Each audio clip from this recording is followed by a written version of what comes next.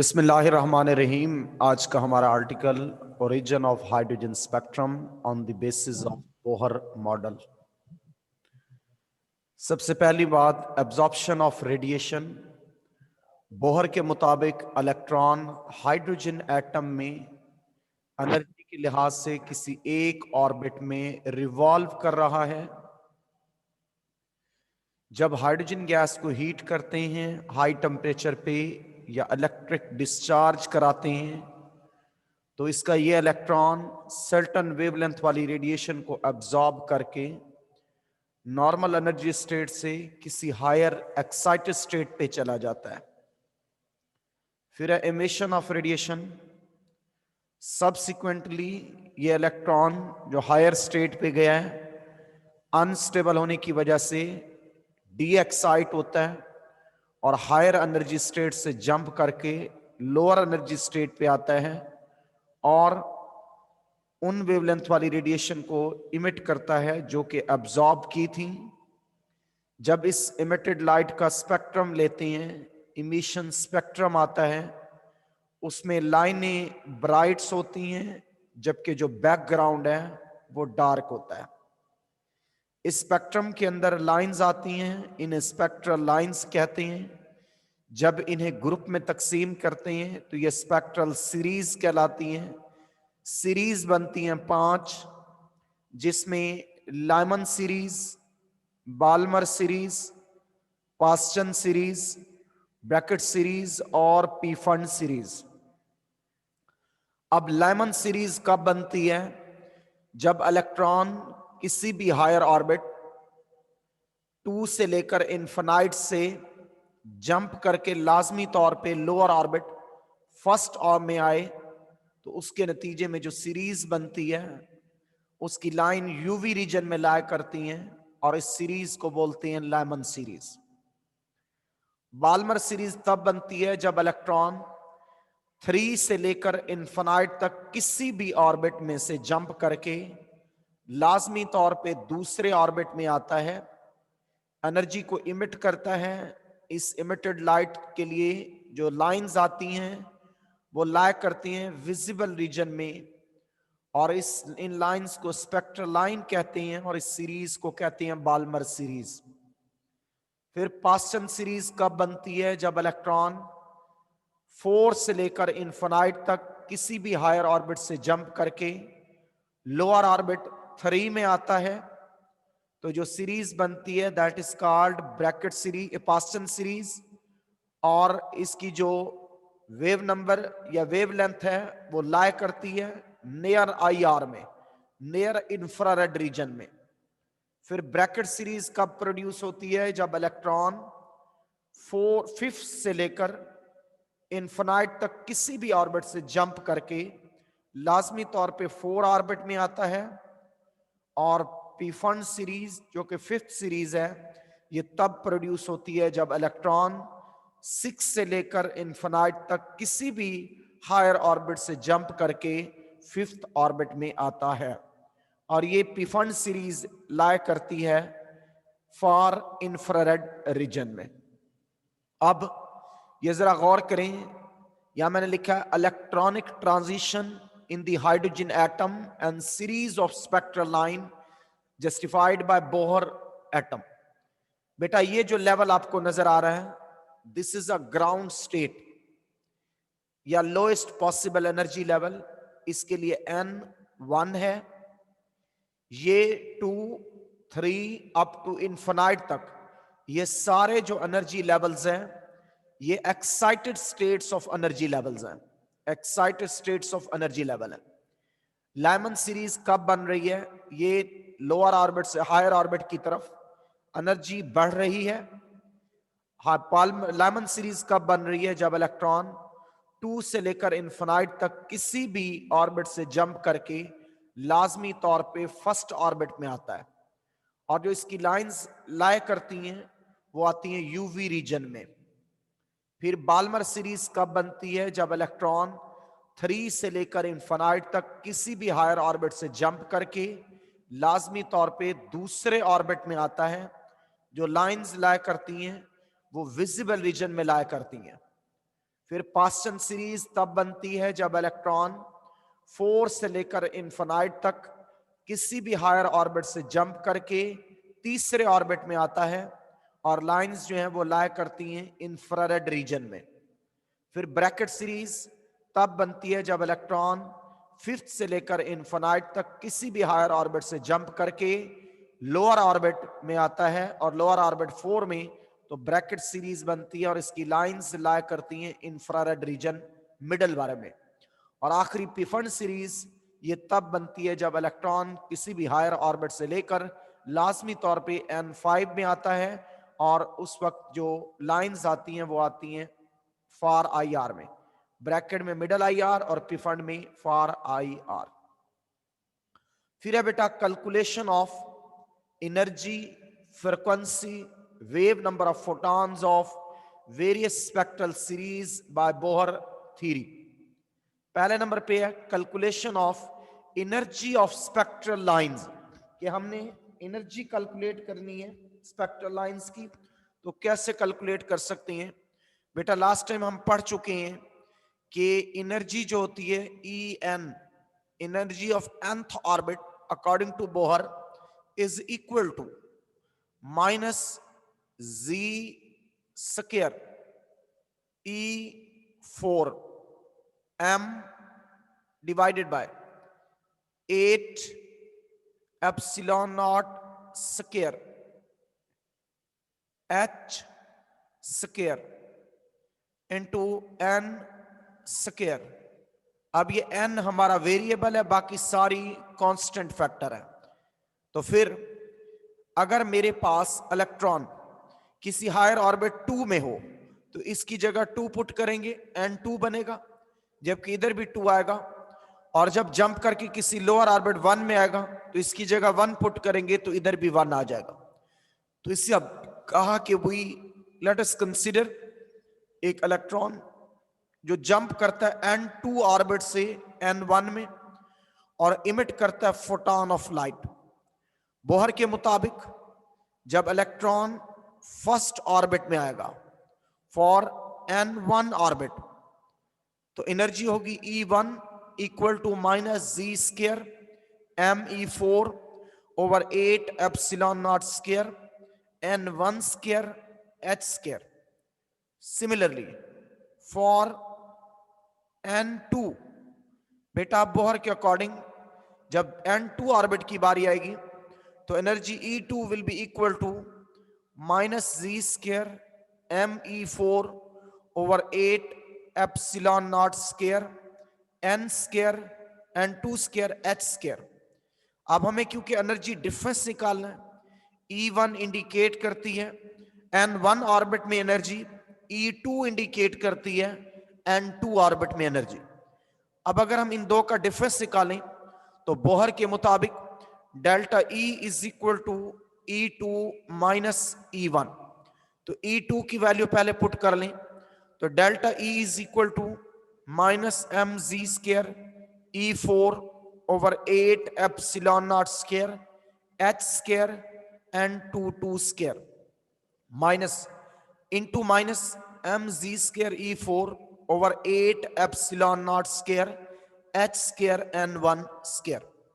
बेटा ये minus minus से मल्टीप्लाई होगा तो प्लस आ जाएगा, तो delta E will equal to -mz² E4 over 8 epsilon not square h² N2² plus mz² E4 over 8 epsilon not square h² N1²। अब ये जो पॉजिटिव वाला फैक्टर है ये प्लस वाला, इसे हमने पहले लिख लेना है। जब मैं इसे इधर पहले लाऊंगा तो फिर आगे माइनस बाद में आ जाएगा। तो इट्स मीन अब मैं इसको फर्दर मूव करता हूं। जब हम उसको रीअरेंज करेंगे बेसिकली कि पॉजिटिव फैक्टर को पहले लिख लें और नेगेटिव वाले को बाद में, तो हमारे पास क्या होगा ये देख सकते हैं आप लोग। ये पॉजिटिव वाला फैक्टर पहले आ गया और बाकी बाद में। अब इन दोनों में ये कॉमन है, ये अगर गौर करें ये वाला हिस्सा कॉमन है, ये भी इसके अंदर भी वही चीज मौजूद है, तो इसे कॉमन लेंगे तो ये पहले आ जाएगा। तो delta E will equal to mz² E4 over 8 epsilon not square h² into 1 over n1 square minus 1 over n2 square. Equation इससे बना दी 1. This is the way to calculate the energy difference when electron jump from any higher orbit to lower orbit. अब क्योंकि hydrogen atom के लिए Z1 है, तो इसकी जो फैक्टर की वैल्यू बाकी बची, ये कांस्टेंट आती है 2.18 मल्टीप्लाई 10⁻⁻18 जूल. तो फिर मैं इसकी जगह जब वैल्यू पुट करूंगा, मेरे पास वैल्यू आ जाएगी delta E is equal to 2.18 multiply 10⁻⁻18 joule 1 over n1 square minus 1 over n2 square. n1 ये लोअर ऑर्बिट को इंडिकेट करेगा और n2 किसी हायर ऑर्बिट को इंडिकेट करेगा. तो with the help of this equation 2 we are able to calculate the energy difference between any two orbit, n1 indicating lower energy level and n2 indicating higher energy level. अब बेटा फिर again है दूसरे नंबर पे calculation of frequency of spectral line. हम किसी भी स्पेक्ट्रल लाइन के लिए फ्रीक्वेंसी कैलकुलेट अगर करना चाहते हैं तो कैसे कैलकुलेट कर सकते हैं? We know according to Planck's quantum theory delta E is equal to h nu. अभी अभी हमने पढ़ा delta E is equal to this one. Equation 1 और 3 को अगर हम इक्वेट करें तो हमारे पास h nu will equal to mg square E4 over 8 epsilon naught square h square into 1 over n1 square minus 1 over n2 square. अब बेटा हमें चाहिए ये न्यू फ्रीक्वेंसी, h नीचे आके डिवाइड हो जाएगा तो इधर आके बेसिकली मल्टीप्लाई हो रहा है. तो आपके पास आ जाएगा इस फैक्टर की कांस्टेंट वैल्यू आपको पता है 2.18 मल्टीप्लाई 10⁻⁻18 जूल, ये कर चुके हैं. h की वैल्यू से इसको डिवाइड करेंगे तो आपके पास आएगी ये value 3.28705 multiply 10⁻15 1 over n1 square minus 1 over n2 square hertz. तो ये इक्वेशन हमारे लिए हेल्पफुल है to calculate the frequency of any spectral line when electron jump from any higher orbit to the lower orbit. और ये जो हम गौर करेंगे, हम देखेंगे कि जो फ्रीक्वेंसी एडजेसेंट ऑर्बिट के दरमियान होती है, हायर टू लोअर आते हुए उनमें डिक्रीज आता जाता है. क्योंकि अगर आपको याद होगा हमने पढ़ा था कि जैसे जैसे न्यूक्लियस से अवे जाते हैं तो ऑर्बिट्स के दरमियान जो फासला होता है वो इंक्रीज करता जाता है. तो उसके लिहाज से जो एनर्जी का गैप होता है वो पहले ज्यादा होता है, लेकिन जब टॉप से नीचे आएंगे तो एनर्जी का गैप कम होने की वजह से जो एनर्जी जो फ्रीक्वेंसी होगी वो लाइट की इमिशन की सूरत में डिक्रीज करेगी. फिर तीसरे नंबर पे कैलकुलेशन ऑफ वेव नंबर. बेटा फ्रीक्वेंसी और वेव नंबर को अगर रिलेट करें तो प्लांक्स क्वांटम थ्योरी में हमने पढ़ा nu is equal to c nu bar. अब इस न्यू की जगह इक्वेशन 4 में इस न्यू की जगह ये वैल्यू रिप्लेस कर देंगे. ये वैल्यू रिप्लेस की, हमें अब चाहिए ये nu bar which is a frequency. ये सी इधर आके मल्टीप्लाई होगा तो this will equal to nu bar is equal to mg square E4 over 8 epsilon naught square h square dot hc. बेटा ये तो कांस्टेंट फैक्टर ये पहले ही पता है, इस वैल्यू से डिवाइड कर दें अगर तो आपके पास आती है वैल्यू हाइड्रोजन एटम के केस में 1.09678 मल्टीप्लाई 10⁻7 पर मीटर. ये कहलाता है रेडबर्ग कांस्टेंट. ये बड़ा इंपॉर्टेंट एमसीक्यू है कि रेडबर्ग कांस्टेंट का एक तो वैल्यू बता दें, दूसरा इसका यूनिट क्या है. यूनिट है पर मीटर, कांस्टेंट वैल्यू है 1.09678 मल्टीप्लाई 10⁻7. अब we are able to calculate the frequency of any spectral line. कैसे कैलकुलेट करेंगे, ये भी मैं कैलकुलेशन की तरफ जा रहा हूं. जरा गौर करें, पहली सीरीज है लायमन सीरीज. लायमन सीरीज के लिए जो लोअर ऑर्बिट होता है वो लाजमी तौर पे 1 होता है, हायर ऑर्बिट 2 से शुरू होता है और इन्फिनाइट तक जाता है. जब 2 से इन्फिनाइट तक जाता है तो फिर क्या कहूंगा मैं, फर्स्ट लायमन सीरीज की पहली लाइन के लिए n1 जो है वो इक्वल है 1 के. तो पहली लाइन कब होती है, जब इलेक्ट्रॉन 2 से जंप करके फर्स्ट ऑर्बिट में आता है. तो n1 के लिए 1 पुट करेंगे और n2 के लिए 2 पुट करेंगे. यानी ये जो इक्वेशन है, इस n1 की जगह 1 रखेंगे, इस n2 की जगह 2 रखेंगे, तो हमारे पास है 1 over 1 square minus 1 over 2 square ये आती है 82.26 मल्टीप्लाई टर्न्स पर 5 पर मीटर। आपको याद होगा हाइड्रोजन स्पेक्ट्रम के केस में मैंने कहा ये टेबल याद नहीं करना, क्योंकि ये वैल्यू हम खुद कैलकुलेट करते हैं। जरा गौर करें, 82.26 यही वाली वैल्यू इस टेबल के अंदर गिवन है, ये ठहरी है 82.26 मल्टीप्लाई टर्न्स पर 5। ये लाइमन सीरीज की पहली लाइन के लिए। अब दूसरी लाइन के लिए अगर मैं कैलकुलेट करना चाहूं तो अगेन सेकंड लाइन के लिए n1 तो 1 ही रखेंगे, लेकिन n2 की जगह 3 आएगा। तो फिर इस n1 की जगह पहले 1 पुट किया और n2 की जगह 3 पुट किया, क्योंकि ये दूसरी लाइन है। तो वैल्यू आई 97.49 मल्टीप्लाई टर्न्स पर 5 पर मीटर। अब इसी तरह तीसरी लाइन, चौथी लाइन अप टू इन्फिनाइट पे पहुंच जाएंगे। तो इन्फिनाइट लाइन के लिए मतलब लिमिटिंग लाइन के लिए, जहां पे लाइमन सीरीज को खत्म हो जाना चाहिए, उसके लिए n1 तो 1 पुट करेंगे, लेकिन n2 की जगह पुट करेंगे इन्फिनाइट। तो इस n1 की जगह 1 आएगा बेटा, और n2 की जगह जब इन्फिनाइट पुट करेंगे मेरे पास वैल्यू आएगी 109.678 मल्टीप्लाई टर्न्स पर 5 पर मीटर। यह हमें बता देगा कि जो आखिरी लाइन इन्फिनाइट लिमिटिंग लाइन है लाइमन सीरीज की कहां है और किस रीजन में लाई करती है। तो जब लिमिटिंग लाइन देखती हैं तो लोअर ऑर्बिट 1 रखेंगे, जबकि हायर ऑर्बिट इन्फिनाइट रखेंगे। तो हमें पता चलता है ये सारी वेव नंबर्स की वैल्यूज यूवी रीजन में लाई करती हैं। इसका मतलब ये हुआ कि लाइमन सीरीज लाई इन अल्ट्रावायलेट रीजन। फिर दूसरे नंबर पे बाल्मर सीरीज। अब मैं बाल्मर सीरीज की हर लाइन के लिए वेव नंबर कैलकुलेट करना चाहता हूं। तो लाइमन सीरीज की बाल्मर सीरीज की पहली लाइन के लिए बेटा, बाल्मर सीरीज क्योंकि दूसरी लाइन है तो इसके लिए जो n1 होगा वो 2 रखेंगे, और जो n2 होगा वो 3 से शुरू होगा। तो पहली लाइन के लिए बाल्मर की n1 की जगह 2 और n2 की जगह 3, वैल्यू सब्स्टिट्यूट की, कैलकुलेट किया, रिजल्ट आया 15.234 मल्टीप्लाई टर्न्स पर 5। ये बाल्मर सीरीज की पहली लाइन के लिए वेव नंबर की वैल्यू है। फिर सेकंड लाइन के लिए n1 की जगह तो 2 ही रहेगा, बट n2 की जगह 4 हो जाएगा। जब इस वैल्यू को कैलकुलेट करोगे 20.566 मल्टीप्लाई टर्न्स पर 5 पर मीटर आएगी। फिर तीसरी लाइन के लिए n1 की जगह तो 2 ही रहेगा, लेकिन n2 की जगह 5 पुट करेंगे। तो वैल्यू सब्स्टिट्यूट करने के बाद जब आप सॉल्व करोगे आपके पास आएगा 23.00 टर्न्स पर 5 पर मीटर।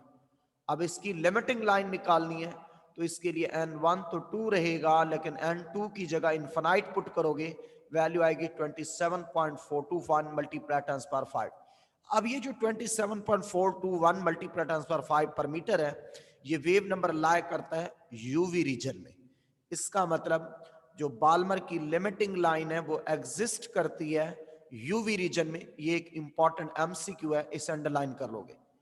अब जबकि जो बाकी हैं वेव नंबर बाकी लाइंस के लिए वो विजिबल रीजन में लाई करती हैं, तो फिर मैं कह सकता हूं कि बाल्मर की लिमिटिंग लाइन तो यूवी रीजन में है, लेकिन बाकी तमाम लाइंस जो हैं वो विजिबल रीजन में लाई करती हैं।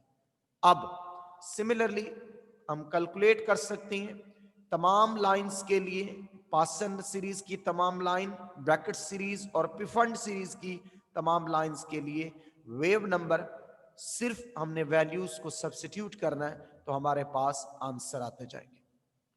फिर है बेटा defects of Bohr's atomic model.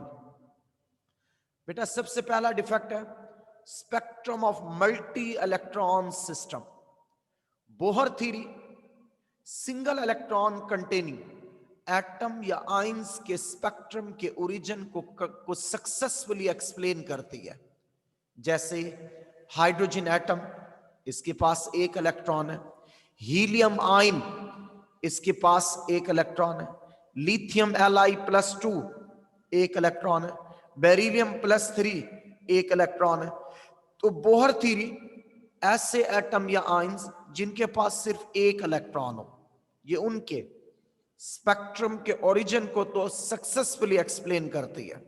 But जो मल्टी इलेक्ट्रॉन सिस्टम है, जैसे हीलियम जिसके पास 2 इलेक्ट्रॉन है, लिथियम जिसके पास 3 इलेक्ट्रॉन है, बेरिलियम जिसके पास 4 इलेक्ट्रॉन है, ये उनके स्पेक्ट्रम के ओरिजिन को एक्सप्लेन नहीं कर पाती। बेसिकली जो स्पेक्ट्रम होता है वो इलेक्ट्रॉन के बिहेवियर को एक्सप्लेन करता है। अब जब सिंगल इलेक्ट्रॉन है तो जो स्पेक्ट्रम आया वो टोटल का टोटल उसी इलेक्ट्रॉन के बिहेवियर के बारे में है। जब एक से ज्यादा इलेक्ट्रॉन हो जाते हैं तो उनका स्पेक्ट्रम जो होता है वो मोर देन 1 इलेक्ट्रॉन के एक्सप्लेन कर रहा होता है। तो जो बोहर था, बोहर का मॉडल वो फेल हो गया to explain the origin of spectrum of multi electron system. फिर दूसरे नंबर पे है फाइन स्ट्रक्चर और मल्टीपल स्ट्रक्चर। बेटा जब हाइड्रोजन गैस के स्पेक्ट्रम को ऑब्जर्व करते हैं हाई रिजॉल्विंग पावर स्पेक्ट्रोमीटर के जरिए, तो हर इंडिविजुअल स्पेक्ट्रल लाइन रिप्लेस हो जाती है सेवरल वेरी फाइन लाइंस में। ओरिजिनल लाइन का डिवाइड हो जाना सेवरल लाइंस के अंदर इंडिकेट करता है कि इलेक्ट्रॉन के बिहेवियर को एक्सप्लेन करने के लिए सिर्फ प्रिंसिपल क्वांटम नंबर काफी नहीं है और फर्दर क्वांटम नंबर होने चाहिए जो स्पेक्ट्रल लाइंस के ओरिजिन को एक्सप्लेन कर सके। इससे हमने कहा कि जब स्पेक्ट्रम हाइड्रोजन गैस का ऑब्जर्व करते हैं हाई रिजॉल्विंग पावर स्पेक्ट्रोमीटर के जरिए, तो इंडिविजुअल स्पेक्ट्रल लाइन रिप्लेस हो जाती है सेवरल वेरी फाइन लाइंस में। ओरिजिनल लाइन का डिवाइड हो जाना अदर लाइंस में, this is called fine structure या मल्टीपल स्ट्रक्चर। जैसे बाल्मर सीरीज की पहली line H alpha line 5 component line में रिप्लेस हो जाती है, इससे बोलते हैं फाइन स्ट्रक्चर या मल्टीपल स्ट्रक्चर। ऐसा क्यों? एक्चुअली जो एक ही लाइन का, सिंगल लाइन का सेवरल लाइंस में अपेयर होना है वो इंडिकेट करता है कि सिंगल क्वांटम नंबर इलेक्ट्रॉन के बिहेवियर को कंप्लीटली एक्सप्लेन नहीं कर सकता और क्वांटम नंबर होने चाहिए जो स्पेक्ट्रल लाइंस के ओरिजिन को एक्सप्लेन करें। फिर तीसरे नंबर पे 3 dimensional motion of electron. Bohr के मुताबिक इलेक्ट्रॉन सर्कुलर ऑर्बिट में अराउंड द न्यूक्लियस रिवॉल्व कर रहा है और उसकी 1 प्लेन मोशन है जस्ट लाइक दिस वे। जबकि मॉडर्न रिसर्च कहती है बेटा कि इलेक्ट्रॉन की 3 डायमेंशनल मोशन है और 3 डायमेंशनल मोशन में ये उस तरह सिंपल या फ्लैट मॉडल नहीं है जिस तरह के बोहर ने कहा था। तो इससे हमने कहा Bohr suggested circular orbit of electron around the nucleus of hydrogen atom, but the researchers have shown that motion of electron is not in a single plane but takes place in 3-dimensional space. This is the 3-dimensional motion. Actually atomic model is not flat as proposed by Bohr. फिर चौथे number पे Z-man effect और Stark effect. ये important short question भी है और important MCQs भी हैं। बेटा जब हाइड्रोजन के एक्साइटेड एटम को प्लेस करते हैं मैग्नेटिक फील्ड में तो इसकी स्पेक्ट्रल लाइन स्प्लिट हो जाती है क्लोजली स्पेस लाइंस के अंदर। इस टाइप ऑफ स्प्लिटिंग को in presence of magnetic field जो हो रही है इसे बोलते हैं Z-man इफेक्ट। जैसे फॉर एग्जांपल ये सोडियम स्पेक्ट्रम है, इसकी 2 लाइंस हैं D1 और D2 line in absence of magnetic field. जब वीक मैग्नेटिक फील्ड अप्लाई किया जाता है तो D2 लाइन 4 कंपोनेंट लाइन में डिवाइड हो गई है और D1 लाइन 5 कंपोनेंट लाइन में डिवाइड हो गई। इट्स मीन जो सोडियम की 2 लाइंस थी वो डिवाइड हो गई, फर्दर कंपोनेंट स्प्लिट हो गई फर्दर कंपोनेंट लाइंस के अंदर। तो इस इफेक्ट को बोलते हैं Z-man इफेक्ट। इसी तरह जब एक्साइटेड हाइड्रोजन एटम प्लेस करते हैं इलेक्ट्रिक फील्ड में, देन स्पेक्ट्रल लाइन का फर्दर स्प्लिट हो जाना क्लोज स्पेस लाइंस के अंदर, this is called Stark effect. तो याद रखेंगे splitting of spectral line in presence of magnetic field is called Z-man effect, and splitting of spectral line into closest space number of line in presence of electric field is called Stark effect. Magnetic field में Z-man effect और electric field में Stark effect। Bohr theory इसको explain ना कर सकी, ना Z-man effect को और ना ही Stark effect को। फिर है बेटा सोमरफील्ड मॉडिफिकेशन। बेटा सोमरफील्ड 1915 में सजेस्ट करता है कि मूविंग इलेक्ट्रॉन सर्कुलर ऑर्बिट के साथ साथ इलिप्टिक ऑर्बिट में भी पाए जाते हैं और जो इलिप्टिक ऑर्बिट होता है उसके 2 फोसाए होते हैं। इलिप्स होता है बेटा यूं, मैं इसको थोड़ा सा बनाने की कोशिश करता हूं। इलिप्स होता है इस तरह से, ये इलिप्स का एक फोसाई है, ये जो आपको नजर आ रहा है इस वक्त ये वाला हिस्सा एक फोसाई है। ये वाला ये दूसरा फोसाई है। तो सोमरफेल्ड के मुताबिक जो न्यूक्लियस के बाहर सर्कुलर ऑर्बिट हैं उनके साथ साथ एलिप्टिक ऑर्बिट्स भी होते हैं, और इलेक्ट्रॉन एलिप्स के किसी एक फोसाई में लाया करता है। इस वक्त गौर करें, ये एक सर्कुलर ऑर्बिट है, ये जो ऑर्बिट दो नजर आ रहे हैं ये एलिप्टिक है। ये एक फोसाई के अंदर इस वक्त न्यूक्लियस मौजूद है, ये इसका एक फोसाई है, और इस रेड वाले का भी ये एक फोसाई है जिसके अंदर एक न्यूक्लियस लाया करता है। तो this is the defect of Bohr's atomic